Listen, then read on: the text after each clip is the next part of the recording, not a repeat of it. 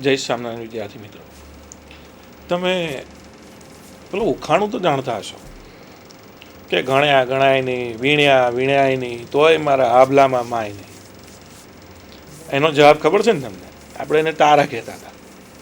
એવું તમને બીજું ગણિતનું ઉદાહરણ આપું, એટલે કે ઉખાણું આવું, ગણ્યા ગણાય નહીં, વીણ્યા વીણાય નહીં, તોય મારા ગણમાં મય જાય.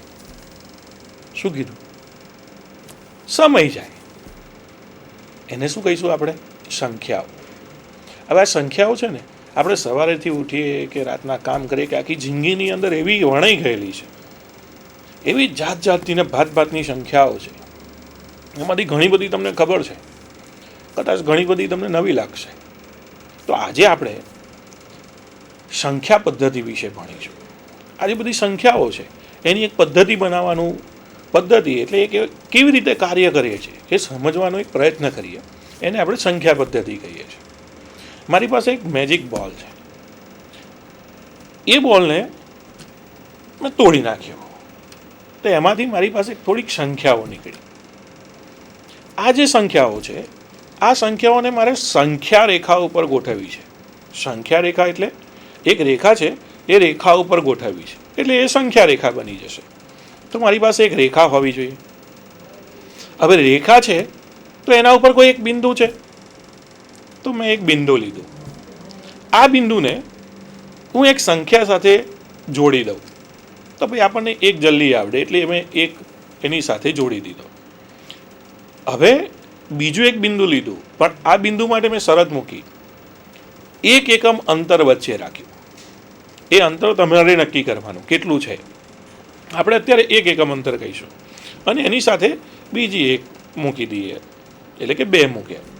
ફરી પાછું એક એકમ અંતરે ત્રીજું એક બિંદુ લીધું, એની જોડે મેં 3ને સાંકળ્યા. ફરી એક એકમના અંતરે હું બીજું એક બિંદુ લઉં, એની સાથે મેં 4ને સાંકળ્યા. આ રીતે હું 5ને સાંકળું છું. તો શું થયું વિદ્યાર્થી મિત્રો? મારી પાસે સંખ્યા રેખા ઉપર 1, 2, 3, 4, 5 આ રીતે આપણે અનંત જેટલી મૂકવી હોય એટલી બધી સંખ્યાઓ મૂકી શકીએ. તો આવી સંખ્યાઓને આપણે પ્રાકૃતિક સંખ્યાઓ તરીકે ઓળખીશું. આ જે સંખ્યાઓ છે, આ સંખ્યાઓ આપણે પ્રાકૃતિક એટલે કે કુદરતી સંખ્યાઓ તરીકે માની લઈશું. કઈ સંખ્યાઓ? તો કે જે 1થી અનંત સુધીની સંખ્યાઓ, 1, 2, 3, 4, 5 આવી અનંત સુધીની જે સંખ્યાઓ છે, એ સંખ્યાઓને આપણે પ્રાકૃતિક સંખ્યાઓ તરીકે ઓળખીશું. એટલે એવી સંખ્યાઓને આપણે સેટ ઓફ નેચરલ નંબર્સ કહીશું. ગણની અંદર 1, 2, 3, 4 એવું અનંત સુધી અને નેચરલ નંબર ઉપરથી આ ગણને આપણે n નામ આપીએ. અહીંયા પ્રાકૃતિક સંખ્યાના ગણને આપણે n કહીશું, એ યાદ રાખજો વિદ્યાર્થી મિત્રો. એમાં કઈ કઈ સંખ્યાઓ આવે? 1 થી અનંત સુધીની એટલે કે ધન પૂર્ણાંકો આવે. સારું, મારી પાસે આ બીજી તો સંખ્યાઓ છે જ. એની અંદર હું બીજું એક બિંદુ લઉં, પણ હવે આ બાજુ સંખ્યા રેખાની જમણી બાજુ નથી લેતો, ડાબી બાજુ એક એકમ અંતર, 1 થી ડાબી બાજુ એક એકમ અંતર બીજું એક બિંદુ લઉં છું અને આ બિંદુને હું શૂન્ય સાથે સાંકળું છું. તો શું થયું? અહીંયા આગળ જે પ્રાકૃતિક સંખ્યાઓ હતી એની અંદર મેં શૂન્યને સાંકળી દીધો. તો શું થઈ જશે? એવા સંખ્યાના ગણને આપણે પૂર્ણ સંખ્યાનો ગણ કહીશું. પૂર્ણ સંખ્યાનો ગણ એટલે સેટ ઓફ હોલ નંબર્સ. એની અંદર શું આવે? શૂન્ય, 1, 2, 3, 4, 5 એવી અનંત સંખ્યાઓ, જેને આપણે W થી દર્શાવીએ છીએ. સારું, આ ડબલ્યુના ગણની અંદર એનના બધા જ સભ્યો સમાયેલા છે, એટલે એનો ઉપગણ થાય. તો આપણે એને આવું લખી શકીએ, n સબસેટ W. W એટલે હોલ નંબર્સ ગણ. વિદ્યાર્થી મિત્રો, અહીંયા આગળ તમને એક વાતની નોંધ કરાવી દઉં કે જે શૂન્ય છે ને, જે આખી દુનિયાને જો કોઈએ આપેલો હોય ને, તે ભારતે આપેલો છે. શૂન્યની શોધ આપણા ભારતમાં થયેલી છે, યાદ રાખજો.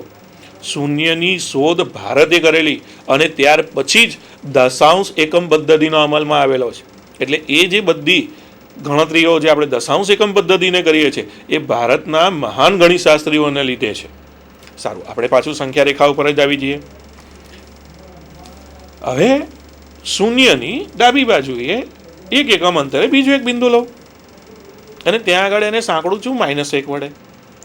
ફરી એક એકમ અંતરે બીજું એક બિંદુ લઈશ, એને સાંકળીશું -2 વડે. એક એકમ અંતરે ત્રીજું એક બિંદુ લઈશ, એને સાંકળીશું -3 વડે. એનાથી એક એકમ અંતરે બીજું એક બિંદુ, એને સાંકળીશું આપણે -4 વડે.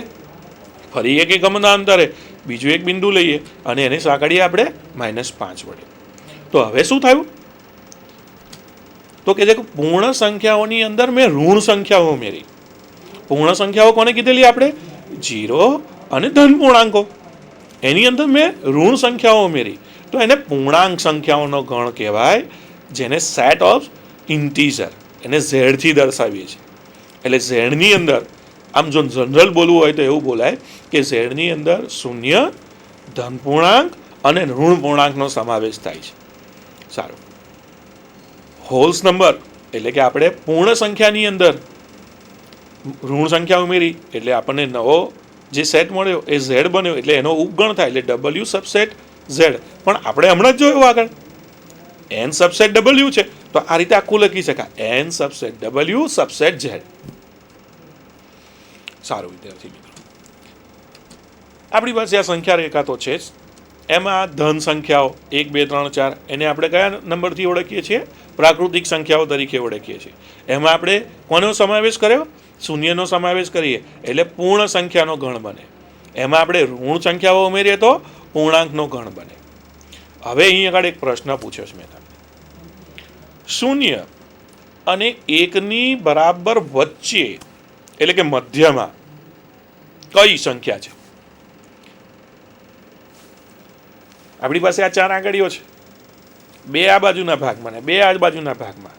વચ્ચે હું અહીં આગળ એક આંગળી મૂકી દઉં તો આ એક્ઝેક્ટ વચ્ચે કહેવાશે. કેમ? કારણ કે 2 આ બાજુ છે ને 2 આ બાજુ છે. આપણી પાસે કોઈક લાકડી હોય તો લાકડીને એક્ઝેક્ટ વચ્ચેથી પકડીશું, બેલેન્સમાં રહે છે. આપણે એક આંગળી પર મૂકીને કરીએ છીએ. પેન્સિલને પણ તમે આવું કરો છો, આંગળી પર ટેળવવાનો પ્રયત્ન કરો છો, એનું મધ્ય બિંદુ છે. એવું અહીં તમને પૂછું છું કે 0 અને 1ની વચ્ચે કઈ સંખ્યા મને મળે? ચલો જોઈએ કેવી રીતે મેળવવી. આપણી પાસે શૂન્ય તો છે જ, વત્તા 1 લઉં. આ બે સંખ્યાઓ છે એટલે એને 2 વડે ભાગી નાખું, એટલે કે 0 વત્તા 1 ભાગ્યા 2 એટલે શું થયું? 1/2 મને મળ્યા. એનો મતલબ એવો થયો કે 0 અને 1ની બરાબર વચ્ચે મને એક સંખ્યા મળે છે, જેને હું 1/2 તરીકે લઉં છું. હવે હું તમને સીધું જ પૂછું કે 2 અને 3ની વચ્ચે કઈ સંખ્યા મળે? મેં એવો પ્રશ્ન કર્યો, 2 અને 3ની વચ્ચે કઈ સંખ્યા મળે?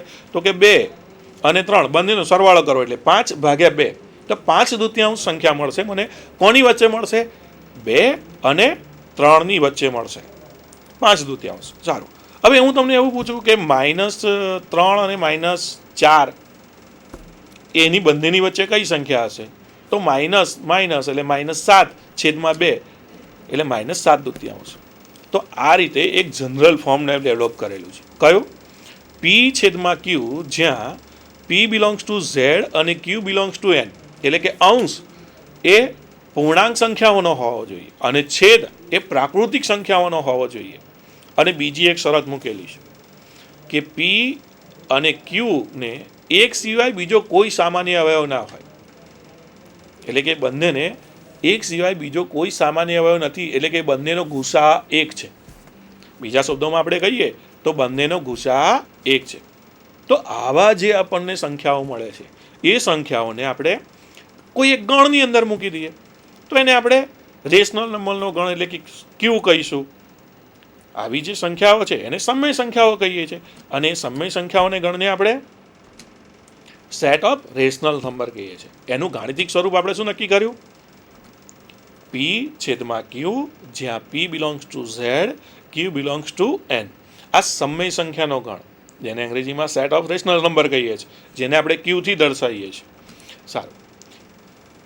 ઝેડની અંદર જે સભ્યો હતા એની અંદર આપણે અપૂર્ણાંક સંખ્યાઓ ઉમેરી એટલે આપણને Q મળે, એટલે Z સબસેટ Q. પણ Z બરાબર Z સબસેટ તો આપણે આગળ બનાવેલું છે. શું હતું? N subset W subset Z subset Q. દરેક પ્રાકૃતિક સંખ્યા એ પૂર્ણ સંખ્યા છે. જો આ N subset W subset Z subset Q છે, એનો અર્થ શું થાય? તો કે છે કે દરેક પ્રાકૃતિક સંખ્યા એ પૂર્ણ સંખ્યા છે, પણ આનું ઉલટું નથી. દરેક પૂર્ણ સંખ્યા એ પ્રાકૃતિક સંખ્યા ન કહેવાય. સારું, હવે એને આધારે બોલો તો શું આવે આગળ? કે દરેક પૂર્ણ સંખ્યા એ પૂર્ણાંક સંખ્યા છે, કારણ કે શું છે? n સબસેટ w છે. તો આપણે શું કીધું? પ્રાકૃતિક સંખ્યા એ પૂર્ણ સંખ્યા છે. હવે શું છે?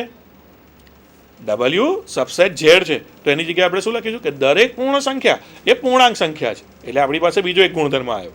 બરાબર? સારું, હવે શું છે?